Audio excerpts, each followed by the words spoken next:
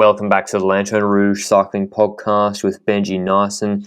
This is stage 15 of the Vuelta Espana 2020 recap. We have 3 stages of World Tour cycling left in 2020 before we cover the Tour of Ecuador and all other odds and ends later. But we're going to make the most of it. This podcast is brought to you by our partner, L'Ecole. Got 3 days left of World Tour action. Before that finishes, make sure you go and check out L'Ecole at www.lecole.cc.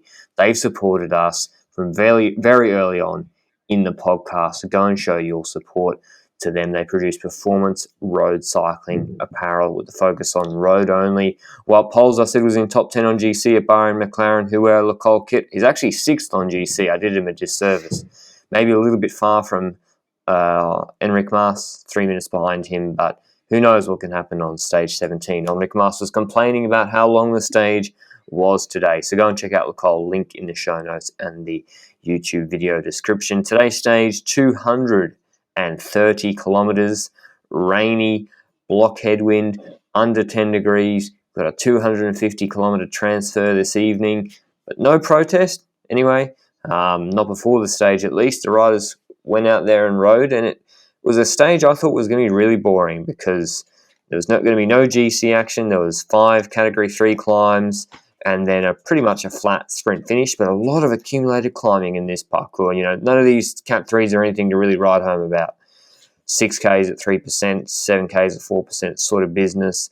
But yeah, a lot of climbing, and then a flat sprint finish into Puebla de Sanabria. Block headwind, really strong headwind all day, but the stage actually kind of was exciting at the end. I really did like the last 30Ks of this stage. But a massive break when, as we said, Benji, who were some of the major riders to look out for that were in that breakaway? Well, we said yesterday that we expected some riders to be in it, and the following names were in it. That is the likes of Aramburu. I was looking forward to an Aramburu in the breakaway. I was also looking forward to your pick of yesterday, because 2 days ago you said that this stage would be a mass sprint, and then yesterday you switched it to Cattaneo being the pick for you for the stage win, and they were in a breakaway. I think Martin was in it as well, Wellens was in it as well. Those were the most important names up there, and as always, the K1 points were being fought upon by the 2 riders you would expect to do so, and Wellens took a bit of points. Guillaume Martin still in the lead with 89 points, Wellens on 34, so this is won by Martin unless something happens to him, so on paper it's a clear victory for him. So it's kind of meh for this Grand Tour that the KOM jersey is so unimportant because only one person has fought for it on the important stages. Well, it just was not good enough to compete with Guillaume Martin on the high mountains, and those were the moments where one could gain the most points. So perhaps a bit of a bummer for Wellens, but yeah, he doesn't deserve it if he gets dropped on every big mountain by Guillaume Martin. So deserving victory if this continues, I guess, for all the work he's done for it. But regarding that breakaway, not too much happened. It was a long stage, 230 kilometers. The weather started getting worse and worse, I saw. And towards the end, it was really foggy. But I noticed that in the breakaway, some riders started feeling tired. And it was really on one of the last climbs, I think, the Alto de Padronello. It's a longer climb, 7 kilometers, but not steep. It's 3.8%. So I just dare to say that this is a bit of a false flat that is a bit higher than a false flat. I wouldn't call it a full climb since it's not like 5-6%, you know? So I'm kind of in between the climb and false flat region for this one. And that was noticeable because it was a bit of an attrition race with the weather and such. And on that Alto de Padronello, we saw in the peloton for the last 80-ish kilometers that we had the team of Bora trying to control it. So I was thinking who on Bora could try and finish here. Are they expecting Ackermann to get over these climbs? That's a bit of a difficult thing, but I guess that was their plan. And, well, Ackermann survived in the peloton for a good portion of it. We'll continue with the peloton later, but the breakaway was getting down to a 50-second gap by the pace in the peloton because they started punching really fast with a good 40k to go, and it started going lower and lower to 40 seconds, and suddenly, in the peloton, I think that Ackermann must have said, well, it's getting hard for me, because Bora was off the front, and they only had one guy still pacing there, but not too much, and in the peloton at a certain point, there were the riders of Caja, for example, pacing. Riders that have perhaps Aberasturi still in that group. But then again, if they are pacing and there's no World Tour team present at the front anymore, then a breakaway rider could take it. And we saw an attack on that final climb or like falls flat uphill by Cattaneo. He basically dropped everybody in that group. Wellens had already dropped earlier on because he probably thought this break is going nowhere. Perhaps if he knew that Cattaneo would have that attack at the end, then would stay out for a bit, then we would have seen a bit of a different attack by Wellens or something. Was he tired? I think he was tired. Yeah, he's been in the breakaway a lot, so it's certainly not abnormal for a rider that's in the break every day to become tired in the last 2 days of a Grand Tour. But if we look at this climb, we saw that Cattaneo being at the front, taking much more and more gap on that second group, and that second group was being closed in by the peloton, and Mahler was pacing at the front of the peloton, Gino Mahler, and it looked like the jumbo guys in his wheel just dropped the gap, and Mahler was like, okay, I've got the gap, I might as well continue. And he just went for it alone. He just started going, and he caught that group, he went up and over them, and he started chasing Cattaneo. And at a certain point, it went down from, at that point, let me make it clear that at that point, Cattaneo already had a good 1 minute 30 on the peloton because the peloton slowed down quite a bit. So Mahler took that gap, brought it down to 1 minute for himself. He dropped that second group as well. And eventually that second group got by the peloton, who was suddenly at a good 2 minutes. And, I thought Cattaneo might have this, but were you thinking that he had no opportunity because maybe the weather or something, or do you think that Cattaneo was winning at that moment? I was watching the live markets because I picked Cattaneo yesterday and I forgot to bet on him. And I think he was over 100 to 1 before the stage. And then he's got a 2 minute gap with like 13 kilometers remaining or something like that, 15 Ks remaining. And I was thinking, oh, you're kidding me. What have I done? I've picked him and he's going clear. Marta's chasing. And Cattaneo went into like $1.15 in the live markets. And I was like, this is insanity, because it showed a complete misunderstanding of the weather. So the weather was not, the headwind was not affecting the riders on the climb as much, obviously. They were shielded from the headwind and not going as quickly because of the climb. By the way, this headwind was so strong that they were averaging 35 Ks an hour, I think, for the entire stage. They averaged for the entire stage 36.19 Ks an hour. And there was nothing more than a Cat 3. There was 5 Cat 3 climbs today. I know there's a lot of accumulator climbing, but that tells you all you need to know about this headwind. So I knew once he got onto that descent and into the run-in, obviously having a draft is even more important in a headwind. It's even harder to stay away solo when you're into a block headwind. I thought a minute 30, which is what it was, a minute 20 at the end of that climb or halfway down the descent to the peloton chasing hard with Bora, he's going to get reeled in really, really quickly. And Marta looked good for a short while and then kind of withered away.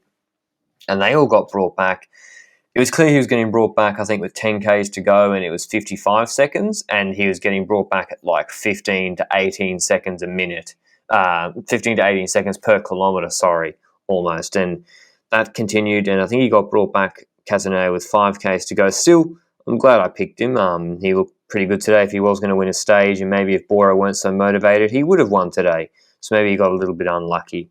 But Bora pacing, NTT had been helping out as well. I thought they were pacing for Valgren, but Benji corrected me offline during the stage. He said they were riding for Reinhard Janzi van Rensburg, the South African. He's been a long-time rider for that team. Obviously, Magnus Cort comes into play. Not sure if we mentioned him as a possibility for today. I liked him in this finish, especially in the cold, wet conditions. And slightly uphill sprint this finish, by the way. Slightly uphill, but not a like puncher finish, still for the sprinters, but also quite technical. A few turns, etc. There's a chicane at 600, and then a sharp bend, actually quite a reasonably sharp bend in the last 75 meters, which you're probably thinking right now, why is that allowed in the race? Very good question. Maybe that's one we can ask the CPA, no, not the CPA, the anti-CPA guy, the Riders Union, Steph Clement guy, when he Yeah, the comes on, CPA guy. why that is allowed or what they're planning on doing about finishes like that. But yeah, Bora NTT pacing, EF not really pacing at all. And apparently, we heard this over the race radio that the GC was going to be neutralized at 3Ks to go. And we'll get to that maybe in a second, because apparently oil was on the road. We'll get to that maybe at the end. But yeah, clearly going to come down to Philipsen, Ackermann, Steimler and Mørkøv. I thought it was going to be Mørkøv, but it's actually Steimler that De Koning was sprinting for. Dion Smith, Michelin Scott, Australian rider. Is he Kiwi, sorry. And Magnus Cort as well. So they were the main riders we're looking at. And Bora were pacing, but then it was, I think, Rob Stannard, or I'm not sure who it was from Michelin, leading out for Dion Smith. They got him in good position into the chicanes. Then they dropped him off, and he sort of didn't find a wheel very well. They've got him to the last 400. Mørkøv is leading out very hard now, as they've called Cattaneo. They're going for the sprint finish. Mørkøv's leading out with 300 to go. Don't want to go too early, still an uphill sprint. He's got Ackermann in his wheel, and on the left, coming from far back, is Philipsen getting let out hard by Oliveira. I think it's Oliveira, not Rybachenko. Forgive me if it's because it was Rybachenko the other day. I think it was Ivo Oliveira because Rybachenko was further back. And he came up about 175 to go, just like the stage where he came second and nearly beat Bennett in the first sprint in this Vuelta. He sees Ackermann is stuck to Mørkøv's wheel, and we're getting late into this sprint. And he doesn't commence his sprint. He moves up to the side of Ackermann. He's not full on sprinting yet, and then he's kind of getting half a little bit of a draft off Mørkøv, big guy. Philipsen, not that big a guy. And then Philipsen, imagine the same thing that Alaphilippe did to MVDP in the Propanci Pale. He sprints, nothing dirty about this at all. And when people maybe are going to accuse us of being against sprinting, etc., this was perfect skullduggery and tactics and nous from Philipsen to deliberately keep Ackermann in a box behind Mørkøv. He's got the barrier to his right. Ackermann can't go there, and we've got a slight right bend. He's got Mørkøv, big unit in front of him, and he's got Philipsen planted to his left shoulder. Philipsen launches his sprint to the left of Mørkøv, and then there's a bit of a coming together between Ackermann and Philipsen. Ackermann kind of comes off second best. He tried to move out into Philipsen, and that didn't happen. Philipsen goes clear. I knew by that stage he was going to win because Ackermann lost a lot of momentum. And yeah, Philipsen won this sprint pretty easily. Ackermann managed to get back onto his wheel and then round this right-hand bend. He tries to come out of Philipsen's wheel, swings very far to the left, nearly chops Yannick Steimler, who has to take evasive action. I think the back wheel of Ackermann very nearly did chop Steimler, who was coming up on Ackermann's left. And he nearly avoided. Ackermann comes second, Steimler third, Alfred Wright for Byron McLaren, the Briton, comes fourth. That might be the best result in his career, I think. And Dion Smith fifth, Reinhard Janse van Rensburg sixth, Magnus Cort seventh, Dorian Godin eighth, Stan de Wolf ninth, and Mikkel Mørkøv 10th. What did you think about that sprint, Benji? Does it make you sad as a Belgian that Philipsen is going to Alpecin Phoenix next year? People are like, oh, he's stepping down from World Tour to Pro Conti. I don't really see it that way. They ain't a normal Pro Conti team. But yeah, how do you feel about Philipsen as a Belgian right now? I'm happy. I'd probably be equally happy if anybody else wins, but in general, I do have a bit more of a support towards Belgian riders, obviously, but nothing that would make my opinion subjective in any way. But regarding the sprint, I do believe that if we saw this finish, if we were before the sprint, the two names I came up with was Philipsen and Magnus Cort. So, yeah, I kind of expected Ackermann to not be able to do it. And you spoke about it a bit in the sprint explanation.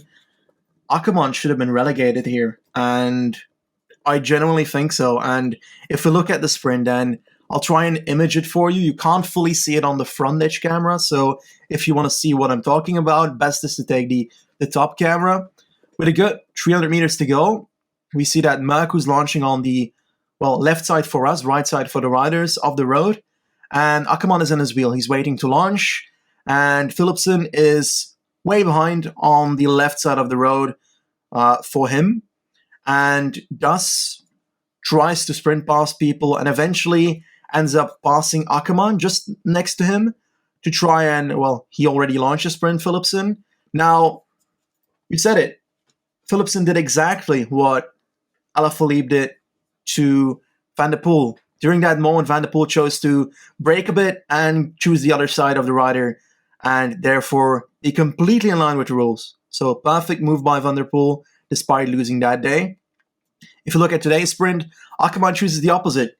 He sees there's no gap because I can't imagine that he didn't know that there was no gap on his left because Philipsen was already kind of past him, and he still chooses to. I don't think he knew. I don't think he knew. Yeah? No. Well, I don't know. Honestly, it kind of doesn't matter. No, they can't be checking over the left shoulder. I don't know. It's hard to say whether he knew or whether his second bump into him was trying to correct for being off balance. I think when I freeze framed it, it looked like maybe Philipsen had been in his blind spot. I don't think Philipsen also was just trying to box him in. He was also trying to get to that right-hand bend apex first, the shortest line to the finish, which he's allowed to do. And he was able to do that because he sprinted earlier. But I think it's not the first one I have the big issue with, Benji. The one with Philipsen where he tries to move out, makes contact, I don't think he hasn't launched his sprint yet. He's trying to launch his sprint, right? Or do you think he's already launched his sprint at that point? I don't think he has. That's the problem with the rule. It doesn't specify what launching the rule is. We've had this discussion before. But for me, Ackermann is in the wheel of Merku. Ackermann chooses to launch a sprint on the left. And for me, the sprint is launched the moment that he starts his vertical move to have that lane. Because otherwise, you have so many different other occasions. You mean horizontal? Where it can't be considered horizontal. Wow, vertical move. Okay, horizontal movement. So the move from behind Merku to the left is for me already in the launching the sprint pod because, otherwise you have so many other occasions where you can't apply the rule either, and that it becomes dangerous. So logically, it would already be right there. That is what I have in mind. Yeah, I agree with that. But I understand what you mean. But I think it's just I think when he did that, I don't know. Like, I'm not sure I'm comfortable relegating him for what could have been an honest mistake there, where Philipsen's come into his blind spot very quickly. I think when Ackermann's moved out, like they can't be checking over their shoulder like that. He for all intents and purposes thinks he's got clear air to Merku's left, and I think he got a little bit, and he got squeezed, and it cost him. That effectively did cost him, and I don't think it endangered Philipsen too much either. So I don't think he should be relegated just for that. I think you got to let that one go, even though you've got the prior form of shoulder pressure. I think I got the bigger issue with the second one. So, and also the UCI has a lot, and the organisers are at fault here, by the way, because they've got a bend in the last 75 metres in a sprint, correct. Which makes things very difficult for the riders, keeping to their lane. It's wet, etc. They're tired. It's 240 Ks this stage, and they're at the third week of a Grand Tour. I get all that, but that being said, Philipsen shows you the lane and the line that they could be taking, and he stuck to his. Steimler was also sticking to his lane, and Ackermann deviates quite badly from his lane. And if you watch the overhead shot, it's like the Alaphilippe move. Nah, it's not as bad as Alaphilippe's move in Liège. It reminded me of Viviani's deviation in Stage 3 2019 Giro, in which he did get relegated, where the back wheel skips across quite sharply and there's a big move from... He went from the right barrier to the middle of the road. So if you take the before and after shots, that's a big deviation from his lane. And it's even worse because it's a bend, right? Because he's actually going perpendicular with the lane he should be in. And then also, so that's test A. Has he deviated? Yes, he's deviated. He's launched his sprint, so etc. Second test, has he endangered another rider? Do you agree, Benji? Yannick Steimler had to take evasive action? I think it's pretty clear in the overhead he did. I think it is. But as you say, it's stupid because you can always use the excuse that the corner is there, and if the organizers don't follow their... I think there's a rule for that. I don't think they can have that in the last 100 meters. But I'm not sure what the rule is specifically, so I can't tell you, but it feels weird that you have a corner like that in the last 100 meter of a sprint, and the organizer just fine with it. But yeah, on the other end, if the UCI doesn't comment on it, then organizers are probably going to keep doing it. But I don't know the specific rule of it, but I know there's a rule regarding corners and finishes, and I think we saw Justin Jules have a similar have a crash or something, or Laporte have a crash at some point last year or the year before in a finish with a corner, and at that moment it was clear that that was not allowed by the UCI rules for the organizers to do that. So I'm curious whether that same rule applies here, but I don't know. So on paper, I still have my doubts about the initial move of Ackermann. Personally, I believe that, well, you say we can't have them look over their shoulder to do it, but if a rider knows that there's 7 riders behind him and he goes to the left without even thinking about potentially someone being there, because it's extremely likely that somebody's there, and he just wings it and goes like... He didn't like swerve to the left and like bash into Philipsen. That's a clear thing. But what he does is he moves past Merku subtly, but is clearly going to hit Philipsen. I don't believe that he doesn't know he's going to hit Philipsen the moment that he launches, because I'm looking at it right now, and he launches at a moment where Philipsen is basically next to him and already past him almost. So, yeah, I have a hard time believing that. No, you're probably right. He doesn't you're know probably that. Right. I was trying to give him the benefit of the doubt, but my view, I do agree with you. Yeah. So on that point, I believe that he should get relegated for obviously deviation, and well, yeah, obviously your interpretation of the deviation rule was similar to mine, or basically the same thing. The only difference is that it's not specified when the sprint launches. And I think if we apply it here, then it could be either way. And that's the annoying part about this rule. And I don't know, but did he endanger Philipsen? I believe he did. He rides into him during the sprint. So, yeah, it's not like it's a subtle shoulder thing. He has to actually correct himself as a consequence as well. So he does not per se... If he doesn't endanger Philipsen, then he endangers everybody by almost crashing himself. But that's indirect, of course. I don't think that even applies for this rule. But I believe he endangers Philipsen here. Even if you guys will think Benji and I are trying to destroy sprinting, first, before you comment that, go and look at the overhead shot and watch it and actually apply the rule first, etc. Particularly, I got a bigger issue with the move against Steimler. It really cooked Steimler's sprint. But I think we should all be able to agree that even if it's not a relegation, the UCI should be looking at this. And Ackermann has not been relegated. I don't think anyone complained. But I think the UCI commissaire should be publishing a report detailing why Ackermann, saying we looked at this sprint, we applied the rules, and for XYZ reasons, the sprint by Ackermann did not contravene the various sprinting rules. And that way we build up a body of reasoning. It's kind of sounding like the law.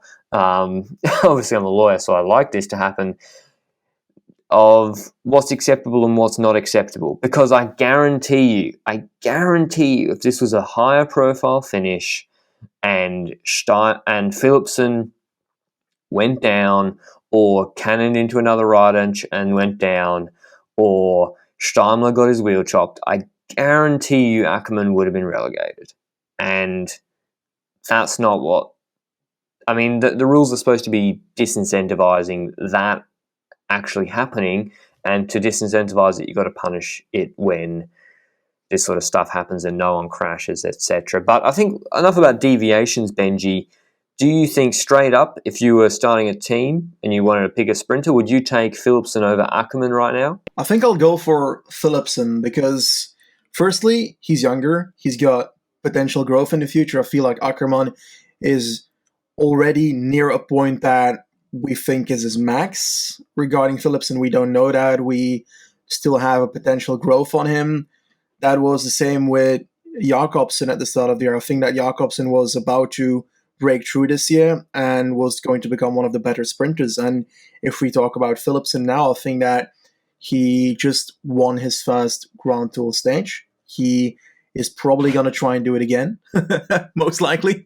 And I think that it's, like you said, a bit of an odd strategy to go to Alpecin. But on the other end, I think Alpecin's basically on the level of some of the World Tour teams at this point. So it's not like it's too much different considering they're going to ride the same races as they are first in the ranking and the second thing. So on paper, I think that he chose a good future, but that was not the question. The question was whether I choose Philipsen or Ackermann. The second point to that is that I think Philipsen can take on more terrains and more terrain types, and as a consequence is more use on broader occasions than just a sprint, or just a flat sprint at least. So yeah, I think that a few years back, I potentially would have said the opposite, knowing that Ackermann was great on that uphill finish that Carapaz won this year in Polonia. Or I think he was third. I think Ackermann was third on that after Kwiatkowski or something. I don't know. It was something in that area, but he could do more than just flat sprints, and now it feels like he can only do flat sprints and not even at a level where he's able to beat people on many occasions. I feel like he's gotten worse than the year where he won in the Giro, those multiple stages. That was last year, right? So yeah, I feel like he's having a bit of a meh year, if I can say that about Ackermann. But I hope that he can find his form back. I hope we can see him in full form again, perhaps in a non-COVID season next year. But I think that COVID will be around, so I think I'm having a bit too much hope here. But yeah, Philipsen is my answer. I think he's short of confidence, Ackermann. It's very unusual to be getting into maybe the last. I mean, how long was it until before he'd even launched? I'm looking. He waited so long on Merku's wheel.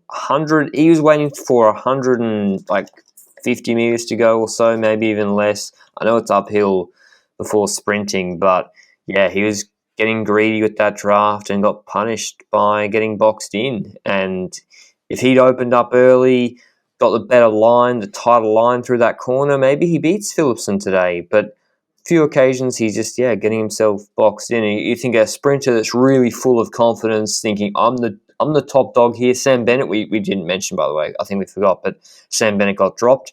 That's why Bora must have been so confident in this sprint. They're probably going in with the on paper maybe quickest man. And yeah, a confident sprinter thinking that would have maybe just lit it up when early, once Merku had started decelerating, which he had done. And yeah, good sprint by Steimler. Unfortunate for Ackermann. Great win from Philipsen. And the GC action, I mentioned this and I said I'd get back to it. Yeah, apparently it was neutralised, so there were going to be no time gaps. Maybe this is something they're going to do for every bunch sprint.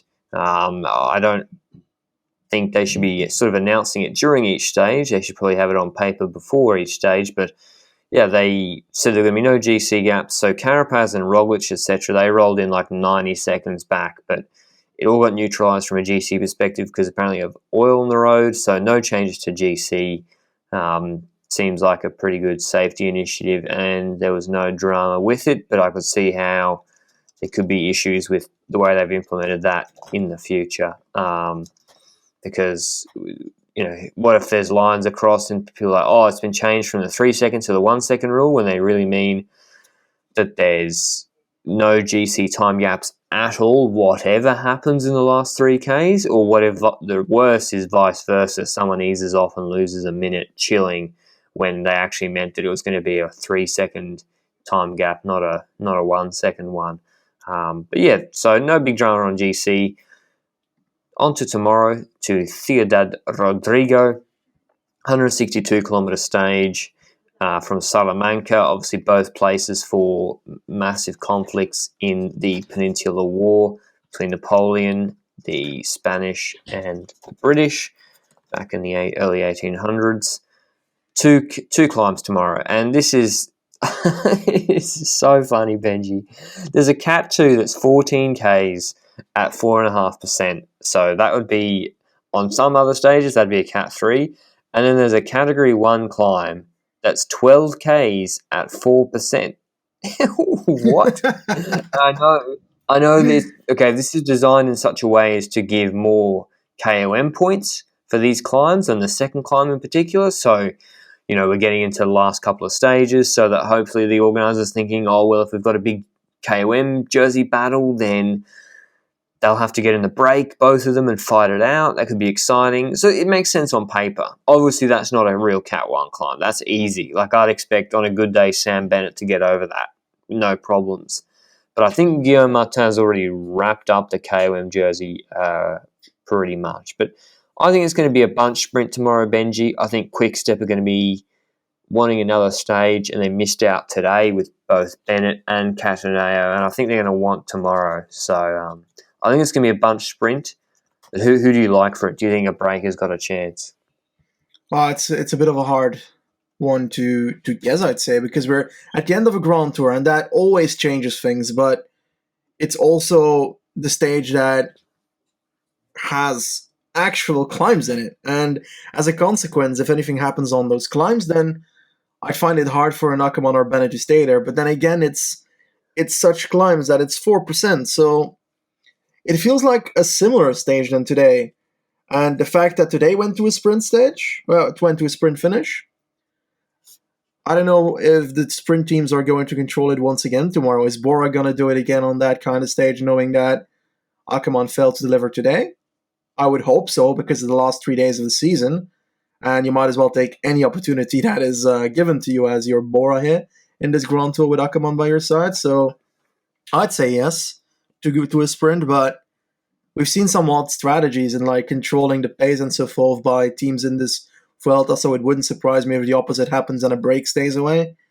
But I hope that it's an entertaining stage. That's all I can say. But if I have to pick in a sprint, I'd just go for. I'm gonna pick Magnus Scott Nielsen. That way I can cover the sprinting side, but also cover the breakaway side. So trying to make sure I've got both sides covered with that rider. There we go. I'm picking Jasper Philipsen again, back-to-back stages. Bit of climbing, a couple of longer climbs. Maybe he actually prefers the punchier climbs of today. I don't know. I don't care. I really like how he always puts himself in the best possible position to win. Not the finale tomorrow. It's got a little rise, but nothing that they'll even notice the speeds they're going. The climbs tomorrow, actually, the Cat 1 has a few Ks that are quite steep in the middle part of it, and there's even a descent in it. So it's an easy fake news climb, but the fake news climb nonetheless. Sam Bennett, do I think he'll get to the finish? I think maybe, but I think he's quite tired. I think that's a lot of accumulated climbing that he'll have in the last couple of days. Might affect his sprint. I will be picking him for the Madrid stage, I'll tell you that in advance, but tomorrow I'm going with Jasper Philipsen because, I back him to get over the climbs, and I think Bora might bring it back for him once again tomorrow. It'll be funny if Bora tomorrow, there's the break dangling at maybe 2 minutes 90 seconds and Bora don't pace, even with Ackermann in the group. That'll be interesting to see whether today changes their strategy tomorrow. But do we have any other news in the cycling world, Benji? Another short potty. I don't think so. It's a bit of a pretty relaxed moment because of all the other stuff that it's outside of cycling right now, the obvious elections in the US and so forth. So I think a lot of people are like looking at that stuff. I don't think there's too much news regarding any other race or anything. There's a lot of transfer news, but I think we're going to try and combine that into one proper thing somewhere in the off-season podcasts, because it's a bit inefficient to name them one by one every single episode if we like have one happen. So I think we're going to try and take that on in a more complete way in some way. We'll see what we do about it, but something's coming transfer wise, I'd say, right? Yeah, that's right. It's no way to just add something of value every time there's transfer news in the middle of this. We're on the back end of 50-day straight of World Tour racing. Apparently there was some UCI conference or summit today. Got no idea what that's about. News to me. Maybe I'll go and check in the off-season whether anything notable was put forward. Maybe they're going to solve all our problems regarding sprint deviations, Benji, and we never have to speak about it ever I don't again. think so. And I don't think so because I saw part of that live stream, and I think they were voting on something for the Colombian UCI department or something, and they had like 13 proposals that they were voting on. 47 people or 45 people were voting, and they'd need 23 votes for everything to pass. So it was a bit of an election in proposals. They were trying to get some new rules in, I guess, but it was nothing that really piqued my interest, to be honest. So I have no clue. The American election, UCI resolutions with like 2 people watching the live stream, just me and Benji. Jesus Christ. All right, I think that's a good note to end it on. We're slowly losing the plot. Thanks for bearing with us.